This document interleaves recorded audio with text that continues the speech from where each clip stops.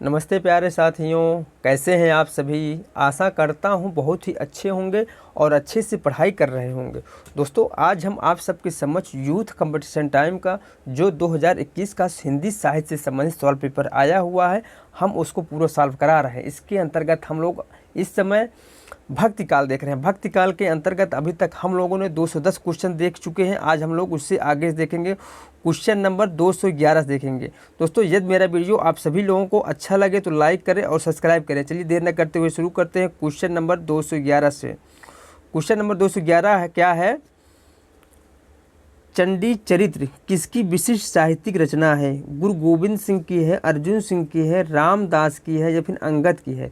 इसमें से जो सही ऑप्शन हो जाएगा, सही ऑप्शन ए हो जाएगा, गुरु गोविंद सिंह की चंडी चरित्र रचना है। चलिए हम लोग इसकी व्याख्या देख लेते हैं। इसकी व्याख्या क्या है? चंडी चरित्र सिखों के 10वें और अंतिम गुरु गुरु गोविंद सिंह की विशिष्ट साहित्यिक कृति है। दसम ग्रंथ गुरु गोविंद सिंह की रचनाओं का संग्रह है। दसम ग्रंथ जो है वह गुरु गोविंद सिंह की रचनाओं का संग्रह है। सिख गुरु अर्जुन देव ने गुरु ग्रंथ साहिब नामक पुस्तक का संकलन किया। यह पुस्तक सिखों का सबसे धार्मिक पवित्र ग्रंथ है। कौन सा? गुरु ग्रंथ साहिब। चलिए हम लोग अगला क्वेश्चन देखते हैं। क्वेश्चन नंबर 12 देखते हैं। क्वेश्चन नंबर 12 क्या है? निम्नलिखित में से संत का परंपरा के अंतर्गत न आने वाले कवि कौन है? इनमें से एक कबीर है, दादू दयाल है, नानक है या फिर नंददास है? इसमें से जो सही ऑप्शन हो जाएगा, ऑप्शन नंबर डी से हो जाएगा। नंददास जो है वह संत परंपरा के अंतर्गत नहीं आते। बाकी तीनों जो कवि हैं वह संत परंपरा के अंतर्गत आते हैं। चलिए हम लोग इसकी व्याख्या देख लेते हैं। इसकी व्याख्या क्या है?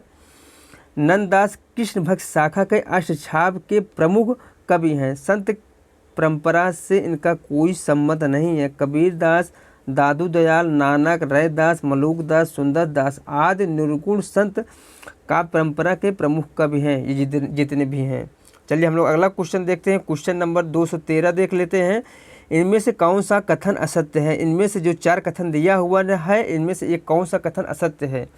ज्ञानाश्रय शाखा के कवि निराकार की उपासना करते हैं। दोस्तों बिल्कुल करते हैं। कबीर संत कवि हैं। दोस्तों कबीर बिल्कुल कबीर जो है वह संत कवि हैं। प्रभु जी तुम चंदन हम पानी, रैदास की पंक्ति है। बिल्कुल सही है, यह रैदास की पंक्ति है। संत तुलसीदास ज्ञानाश्रय शाखा के कवि हैं। तो दोस्तों संत तुलसीदास जो है वह ज्ञानाश्रय शाखा का कवि न होकर के रामाश्रय शाखा का कवि, इसलिए ऑप्शन नंबर डी से हो जाएगा इसमें। चलिए हम लोग इसकी व्याख्या देख लेते हैं। इसकी व्याख्या क्या है? भक्ति काल की 2 धाराएं प्रवाहित हुई थी। कौन कौन सी? निर्गुण धारा, सगुण धारा। निर्गुण धारा के अंतर्गत ज्ञानाश्रय शाखा, प्रेमाश्रय शाखा, जबकि सगुण काव्य धारा के अंतर्गत राम भक्त शाखा और कृष्ण भक्त शाखा, जिसमें तुलसीदास जो है वह राम भक्त शाखा के कवि थे, जबकि सूरदास जो है वह कृष्ण भक्त शाखा के कवि थे। ठीक है, चलिए हम लोग अगला क्वेश्चन देखते हैं। क्वेश्चन नंबर हम लोग 214 देख लेते हैं। क्वेश्चन नंबर 14 क्या है दोस्तों? नीमा किस कवि की माता का नाम था? बताइए, नीमा इनमें से किस कवि की माता का नाम था? रहीमदास, सूरदास, कबीरदास या फिर मलूकदास? इसमें जो ऑप्शन सही हो जाएगा, ऑप्शन नंबर सी से हो जाएगा। कबीरदास की माता का नाम नीमा था। चलिए हम लोग इसकी व्याख्या देख लेते हैं। इसकी व्याख्या क्या है? नीमा जो है निर्गुण काव्यधारा के प्रमुख कवि कबीरदास की माता का नाम था, जिसने कबीर का पालन पोषण किया था, जबकि जन्म देने वाली कोई और विधवा ब्राह्मणी थी। चलिए हम लोग और अगला क्वेश्चन देखते हैं। क्वेश्चन नंबर 215 देखते हैं। क्वेश्चन नंबर 215 क्या है? एक स्टेटमेंट है या किसका स्टेटमेंट है? इसमें कोई संदेह नहीं कि कबीर को राम नाम रामानंद से ही प्राप्त हुआ, पर आगे चलकर कबीर के राम रामानंद के राम से भिन्न हो गए। यह जो कथन है किसका है? राहुल संकृतायन का, रामचंद्र शुक्ल का, हजारी प्रसाद द्विवेदी का या फिर माता प्रसाद गुप्त का? तो इसमें जो सही ऑप्शन हो जाएगा, ऑप्शन नंबर बी हो जाएगा, आचार्य रामचंद्र शुक्ल का है। चलिए हम लोग अगला क्वेश्चन देखते हैं। दोस्तों आप इसकी व्याख्या देख लीजिएगा। हम लोग अगला क्वेश्चन देखते हैं। क्वेश्चन नंबर 216 देखते हैं। क्वेश्चन नंबर 216 क्या है? बहुत दिनन थे मैं प्रीतम पाए, भाग बड़े घर बैठे आए, मंगलाचार मही मन रख्यो, राम रसायन रमना चासो? किसकी पंक्तियां हैं? तुलसीदास की है, रैदास की है, दादू की है या फिर कबीरदास की है? या जो पंक्ति है वह है कबीरदास की। किसकी है? कबीरदास, इसलिए ऑप्शन नंबर डी से हो जाएगा। चलिए हम लोग अगला क्वेश्चन देखते हैं। क्वेश्चन नंबर 217 देखते हैं। क्वेश्चन नंबर 217 क्या है? कबीर की भाषा के संदर्भ में कौन सा वाक्य जो है गलत है? भाषा में खारापन है, कहीं कहीं भाषा गंवारू लगती है, साहित्यिक कोमलता है, भाषा में अक्कड़पन है। तो कबीर की भाषा में खारापन है, बिल्कुल सही है। इनकी भाषा गंवारू लगती है, यह भी सही है। इनकी भाषा दोस्तों अक्कड़पन है, यह भी सही है। जबकि ऑप्शन नंबर जो सी है, साहित्यिक कोमलता, इनकी भाषा में नहीं पाई जाती, इसलिए ऑप्शन नंबर सी से हो जाए, क्योंकि इसमें पूछा है गलत ऑप्शन। चलिए हम लोग व्याख्या देख लेते हैं। इसकी व्याख्या क्या है?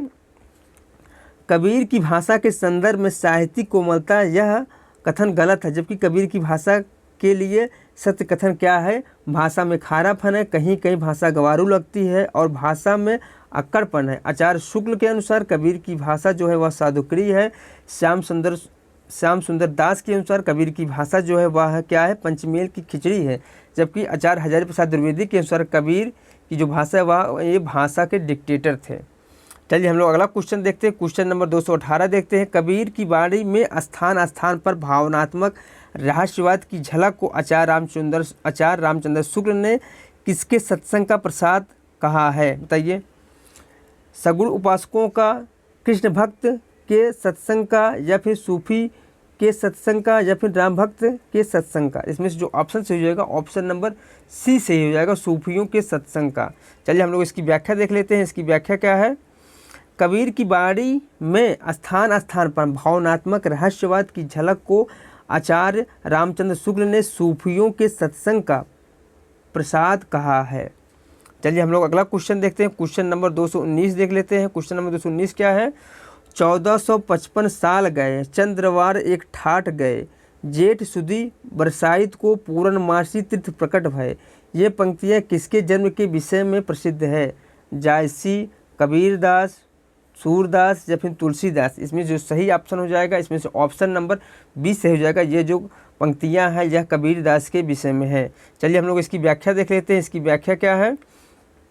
कबीरदास के जन्म के विषय में प्रसिद्ध पंक्तियां कही गई हैं। 1455 साल गए, चंद्रवार एक ठाठ गए, जेठ सुदी बरसाइत को पूर्णमासी तिथि प्रकट भय। अर्थात कबीरदास का जन्म 1455 संवत में हुआ था, जबकि जो ईस्वी है वह है 1398 ईस्वी में। चलिए हम लोग अगला क्वेश्चन देखते हैं। क्वेश्चन नंबर 222 देखते हैं। दुल्हिन गायो मंगल चार, हम घर आए हो राजा राम भरतार। कबीर का यह पद किस राग में है? राग भैरवी में है, राग गौड़ी में है, राग मल्लार में है, या फिर राग बसंत में है? तो इसमें से ऑप्शन जो सही हो जाएगा ऑप्शन नंबर 20 सही हो जाएगा, राग गौड़ी में है। चलिए हम लोग इसकी व्याख्या देख लेते हैं। इसकी व्याख्या क्या है? ये जो पंक्ति है वह है कबीरदास की राग गौड़ी में है। ठीक है, चलिए हम लोग अगला क्वेश्चन देखते हैं। क्वेश्चन नंबर 221 देखते हैं। कबीर की वाणी का संग्रह किस नाम से प्रसिद्ध है? बीजक, शबद, रामायणी, या फिर साखी? इसमें से जो सही ऑप्शन हो जाएगा ऑप्शन नंबर ए हो जाएगा, बीजक नाम से प्रसिद्ध है। बीजक जो नाम से प्रसिद्ध है, जिसकी जो संग्रह करता है वह है कौन है? इनके शिष्य जो है जो धर्मदास वो हैं। चलिए हम लोग इसकी व्याख्या देख लेते हैं। इसकी व्याख्या क्या है? कबीर की वाणी संग्रह इनके शिष्य धर्मदास ने बीजक नाम से किया था, जिसके 3 भाग हैं, साखी, शबद और रामायणी। चलिए हम लोग अगला क्वेश्चन देखते हैं। क्वेश्चन नंबर 222 देखते हैं। क्वेश्चन नंबर 222 क्या है? इसमें कोई संदेह नहीं कि कबीर ने ठीक मौके पर जनता के उस बड़े भाग को संभाला जो नाथ पंथियों के प्रभाव से प्रेम भाव और भक्ति रस से शून्य और शुष्क पड़ता जा रहा था। ये पंक्तियाँ किस आलोचक की है? आचार्य रामचंद्र शुक्ल का, आचार्य हजारी प्रसाद द्विवेदी का, राम स्वरूप चतुर्वेदी का, या फिर डॉक्टर नगेंद्र का? इसमें से जो सही ऑप्शन हो जाएगा ऑप्शन नंबर ए हो जाएगा, आचार्य रामचंद्र शुक्ल का यह पंक्ति है। चलिए हम लोग अगला क्वेश्चन देखते हैं। इसकी आप व्याख्या देख लीजिए। हम लोग अगला क्वेश्चन देखते हैं। क्वेश्चन नंबर 223 देखते हैं।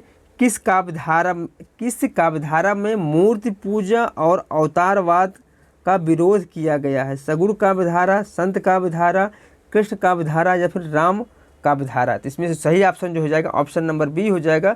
संत काव्यधारा में मूर्ति पूजा और अवतारवाद का विरोध किया गया है। चलिए हम लोग इसकी व्याख्या देख लेते हैं। इसकी व्याख्या क्या है? संत काव्यधारा में मूर्ति पूजा और अवतारवाद का विरोध किया गया है।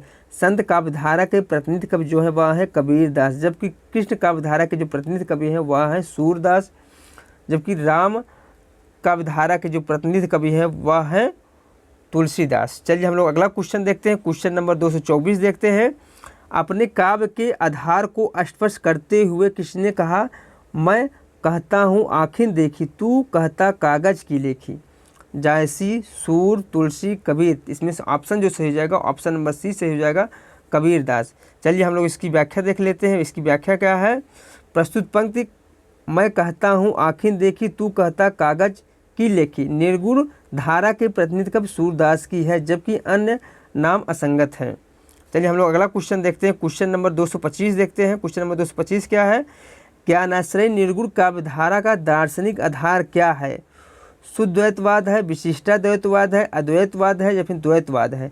इसमें जो ऑप्शन सही हो जाएगा बताइए, इसमें से कौन सा ऑप्शन सही हो जाएगा? क्वेश्चन नंबर 225 का इसमें से ऑप्शन नंबर डी सही हो जाएगा, अद्वैतवाद का। चलिए हम लोग इसकी व्याख्या देख लेते हैं। इसकी व्याख्या क्या है? निर्गुण ज्ञानाश्रय निर्गुण काव्य के दार्शनिक आधार जो है वह है अद्वैतवाद। क्या? ज्ञानाश्रय निर्गुण काव्यधारा का जो दार्शनिक आधार है वह है अद्वैतवाद।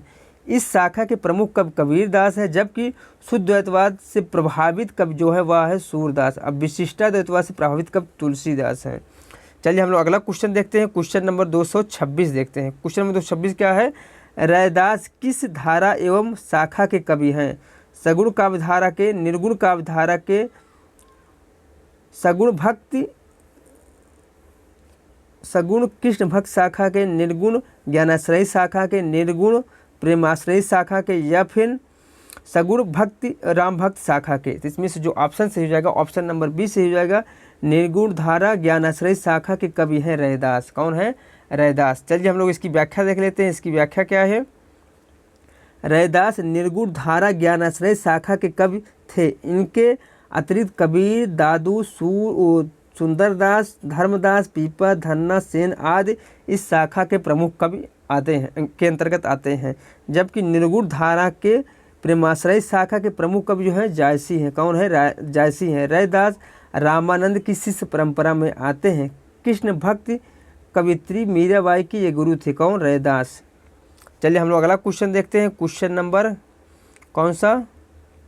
क्वेश्चन नंबर 227 देखते हैं। क्वेश्चन नंबर 227 क्या है? जाके कुटुंब सब ढोर ढोमत, फिरे अजब बनारसी आसपास आचार सहित विप्र करहि दंडवत, तिने तिने रविदास दासानुदास। इस काव्य पंक्ति में किन भावों की अवव्यंजना हुई है? लोक व्यवहार की, वर्ण व्यवस्था की, विनय की या फिर वर्गोक्त की? इसमें से जो सही ऑप्शन हो जाएगा क्वेश्चन नंबर 227 का, इसकी दोस्तों कुछ विकल्प दिया गया, इसका हम विकल्प देख लेते हैं। तो इसमें से जो है ये नहीं होगा, बाकी तीनों जो है वो होगा। तो जो तीनों दिया गया किस में दिया गया? ऑप्शन नंबर बी में दिया गया, इसलिए ऑप्शन नंबर बी सही हो जाएगा। चलिए हम लोग इसकी व्याख्या देख लेते हैं। व्याख्या दोस्तों आप लोग देख लीजिए। चलिए हम लोग अगला क्वेश्चन देखते हैं। क्वेश्चन नंबर 228 देखते हैं। क्वेश्चन नंबर 228 क्या? निम्नलिखित कृतियों एवं उनके रचनाकारों के साथ सुलेमित करना है। बताइए जपुजी किसकी रचना है? तो जपुजी जो है वह है नानक की रचना है। उसके बाद रसमंजरी किसकी रचना है? रसमंजरी जो है वह है नंददास की रचना है। किसकी है? नंददास की रचना है। और वरवय नायिका भेद जो है वह है किसकी? रहीम की रचना है। और वैराग्य संदीपनी जो है वह है तुलसीदास की रचना है। किसकी है? तुलसीदास की रचना है। दोस्तों आप लोग मुझे कमेंट करके बताइएगा तुलसीदास की माता का क्या नाम था। चलिए हम लोग अगला क्वेश्चन देखते हैं। क्वेश्चन इसकी आप लोग व्याख्या देख लीजिएगा। हम लोग अगला क्वेश्चन देखते हैं। क्वेश्चन नंबर 229 देखते हैं। क्वेश्चन नंबर 229 क्या है? कबीर दास को मानवतावादी कवि क्यों कहा जाता है? वे मानव थे या फिर वे मानव के बीच नहीं रहते थे या फिर उन्होंने मानव में भेद न करते हुए सबके उत्थान की बातें की या फिर मानव की पीड़ा की परवाह नहीं की? इसमें से जो सही ऑप्शन हो जाएगा ऑप्शन नंबर सी सही हो जाएगा। चलिए हम लोग इसकी व्याख्या देख लेते हैं। इसकी व्याख्या क्या है? कबीर दास को मानवतावादी कवि इसलिए कहा जाता है क्योंकि उन्होंने मानव में भेद न करते हुए उनके उत्थान की बातें की।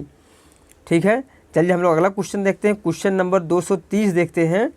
रैदास का दूसरा नाम क्या है? बताइए, रैदास का इनमें से कौन सा एक दूसरा नाम है? हरिदास है, रविंद्र दास है, रविदास है या फिर दादू है?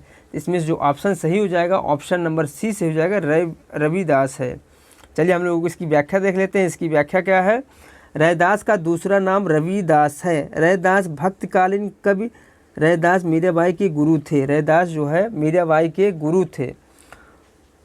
रामानंद के ये शिष्य थे। कौन? रैदास जो है रामानंद के शिष्य थे। ये बनारस के निवासी तथा जाति के चमार थे। मन चंगा तो कठौती में गंगा तथा प्रभु जी तुम चंदन हम पानी, प्रसिद्ध पंक्तियां हैं इनकी। किनकी है? रैदास की है। चलिए हम लोग अगला क्वेश्चन देखते हैं। क्वेश्चन नंबर 131 देखते हैं। कबीर को प्रवर्तक माना जाता है। कबीर को किसका प्रवर्तक माना जाता है? सगुण संप्रदाय का, पुष्टमार्गी संप्रदाय का, निर्गुण संप्रदाय का या फिर सखी संप्रदाय का? इसमें से जो ऑप्शन से हो जाएगा ऑप्शन नंबर डी से हो जाएगा, निर्गुण संप्रदाय का प्रवर्तक माना जाता है कबीर को। चलिए हम लोग इसकी व्याख्या देख लेते हैं। इसकी व्याख्या क्या है? कबीर को निर्गुण संप्रदाय का प्रवर्तक माना जाता है। कबीर निर्गुण भक्त में ज्ञानाश्रयी शाखा के प्रतिनिधि कवि हैं। पुष्टमार्गी संप्रदाय के प्रवर्तक वल्लभाचार्य हैं। सखी संप्रदाय के जो प्रवर्तक है वह है स्वामी हरिदास है। और सगुण संप्रदाय के प्रतिनिधि कवि जो है वह है तुलसीदास। कौन है? तुलसीदास। चलिए हम लोग अगला क्वेश्चन देखते हैं। क्वेश्चन नंबर 232 देखते हैं। गुरु ग्रंथ साहिब में किस कवि की रचनाएं? बताइए, गुरु ग्रंथ साहिब में किस कवि की रचनाएं जो संकलित हैं? विद्यापति की, कबीर की, जायसी की या फिर जयदेव की? इसमें से जो ऑप्शन से हो जाएगा ऑप्शन नंबर बी से हो जाएगा, कबीर दास की रचनाएं संकलित हैं गुरु ग्रंथ साहिब में। चलिए हम लोग इसकी व्याख्या देख लेते हैं। इसकी व्याख्या क्या है? सिखों के आदि ग्रंथ गुरु ग्रंथ साहिब में कबीर की भी रचनाएं संकलित है, जबकि अन्य नाम विद्यापति, जायसी और जयदेव इसके अंतर्गत नहीं आएंगे। चलिए हम लोग अगला क्वेश्चन देखते हैं। क्वेश्चन नंबर 233 देखते हैं। उलटबासी किसने लिखी है? कबीर ने, तुलसीदास ने, सूरदास ने या फिर रहीम ने? तो इसमें से जो ऑप्शन से हो जाएगा ऑप्शन नंबर ए से हो जाएगा, कबीरदास ने उलटबासी लिखी है। चलिए हम लोग अगला क्वेश्चन देखते हैं। चलिए हम लोग इसकी व्याख्या देख लेते हैं पहले। इसकी व्याख्या क्या है? उलटबासी लिखने वाले कब? कबीरदास हैं। इनकी प्रसिद्ध उलटबासी है, एक अचंभा देखा रे भाई, चढ़ा सिंधु चरावे गाई। एक अचंभा देखा रे भाई, चढ़े सिंधु चढ़ावे गाई, पहले पूछ पीछे भई माई, पहले पूत पीछे भई माई, चेला कई गुरु लागे पाई। यह इनकी उलटवासी रचना है। चलिए हम अगला क्वेश्चन देखते हैं। क्वेश्चन नंबर 234 देखते हैं। क्वेश्चन नंबर 234 क्या है?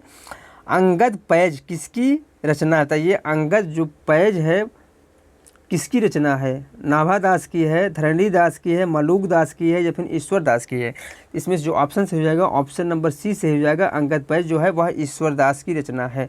चलिए हम लोग इसकी व्याख्या देख लेते हैं। इसकी व्याख्या क्या है? अंगद पैज रचना जो है वह ईश्वर दास की है। इनकी अन्य जो रचनाएँ हैं भरत मिलाप है।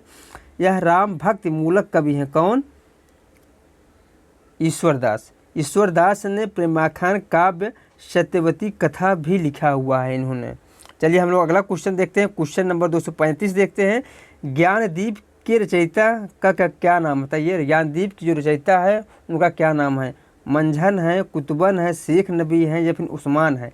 इसमें से जो सही ऑप्शन हो जाएगा ऑप्शन नंबर कौन से हो जाएगा? ऑप्शन नंबर डी से हो जाएगा। ज्ञानदीप की जो रचनाकार है शेख नबी हैं। चलिए हम लोग इसकी व्याख्या देख लेते हैं। इसकी व्याख्या क्या है? मंझन की जो रचना है वह है मधुमालती है, कुतुबन की जो रचना है वह मृगावती है, उस्मान की जो रचना है वह है चित्रावली।